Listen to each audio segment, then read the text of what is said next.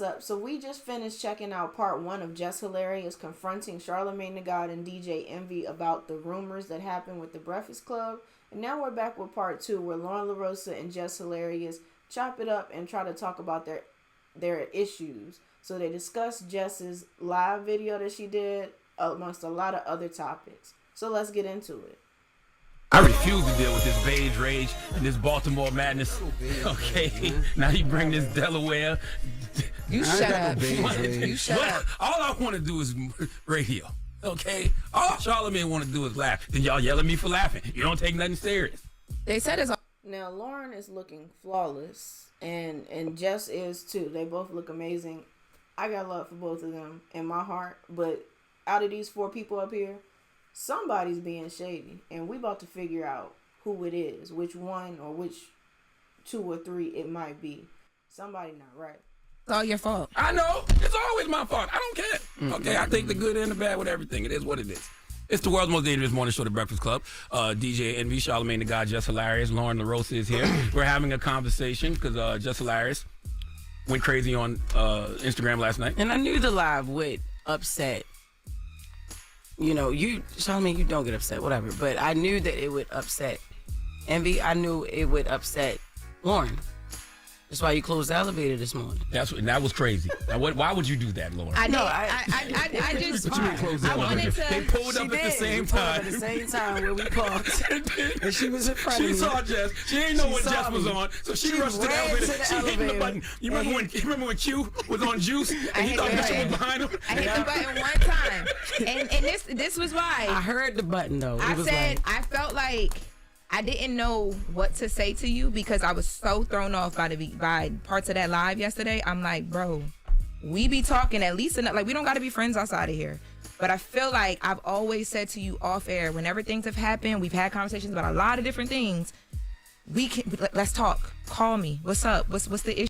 And I definitely been there before and would just say, hey, I did what I did, and I knew you was going to feel a way about it, and I knew you was going to feel a way about it. And you get to that point where it's like, either we got to put it all out there and figure it out, or we're going to put it all out there and it's going to be up. However you want to take it. But either way, we're about to get to it. I've been there before, so I understand that mentality. And I know Loren, when she got to that elevator, she was like, this girl is from Baltimore. So she was like, let me get on upstairs where I know somebody.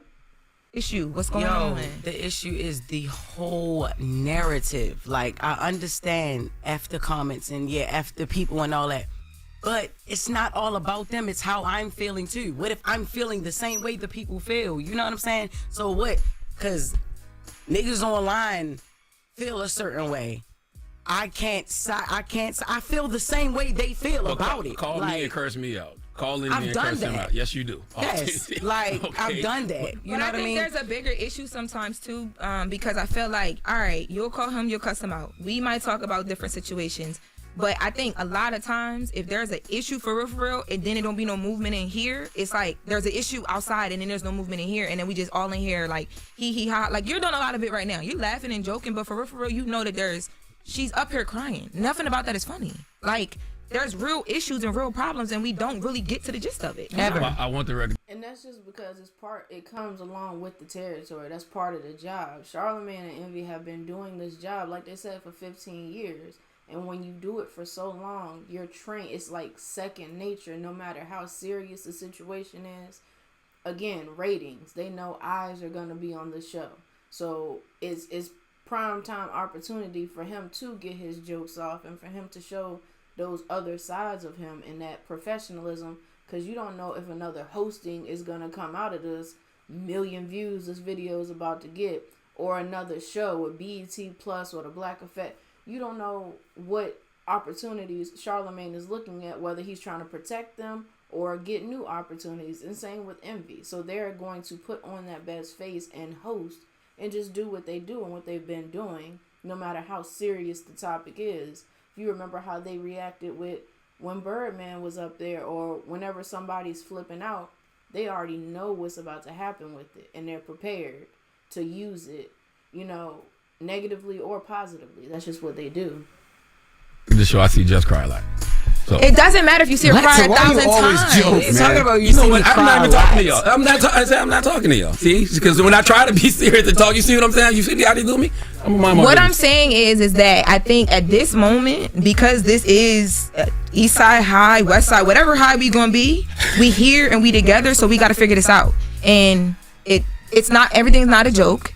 And I can understand some of where you was coming from, but bro, part of that live I thought was crazy. I'm like, what, Jess? Like, what part did you think was crazy? What part? Because like, Loren, it's not like you didn't hear anything in that live that I haven't said to you. I heard a lot that you didn't say to me. Okay, so what part did I not say to you? Okay, so the part about the talking over each other and the hush, be quiet, because you talk about how you feel in real time, right? Yeah, I'm feeling in real time. That be quiet. That was crazy as crazy. See, Loren really didn't like that live, but the only difference between them is when a situation happened that Jess didn't like, she addressed it. She made a video about it.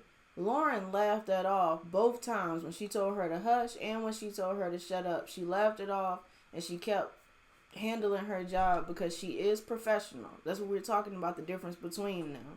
Jess being a comedian and her being a reporter and a producer. So... But she really didn't like that when it first happened, and she held it in. And that's where all of this microaggression and all of this is coming out now after the live, because now she feels like she has a reason to express it. But she should have addressed it when it happened. Crazy. The shut up, I was like, oh, okay, because what we really giving up here? Like, what's up? Okay, right? But I didn't. None of that was said. You didn't say anything about that. And then when I pulled you into the office with our EP, with Eddie, the first thing I said to you was, Jess, we fighting for airtime and it shouldn't be like that. I want to know what can I do better as a producer? What can we do better as the two women sitting right here next to each other to make sure that don't happen, because it doesn't look good. It's not going to play well for either one of us. I literally swear to God, I don't even remember you saying that. And that's exactly why I had Eddie in the room, or EP, I never ever heard that. Because you've pulled me to the side a few times to ask me, are you okay? How do you feel like about the stories and things like that? You've never said what you just said to me. Now listen. I have said, hush, shut up. Like, yo, you overtalk. And like I said, I'm not about to be up here fighting for no mic. Like, I'm not doing that. If I already got the job, like, what am I doing? Like, I'm not. It's four voices. Three of us are very opinionated. You know what I mean? Me, you, and Charlamagne. I'm not saying Envy don't got no opinion, but he don't jump in every single time there's dead air. You know what I'm saying? When you overtalk.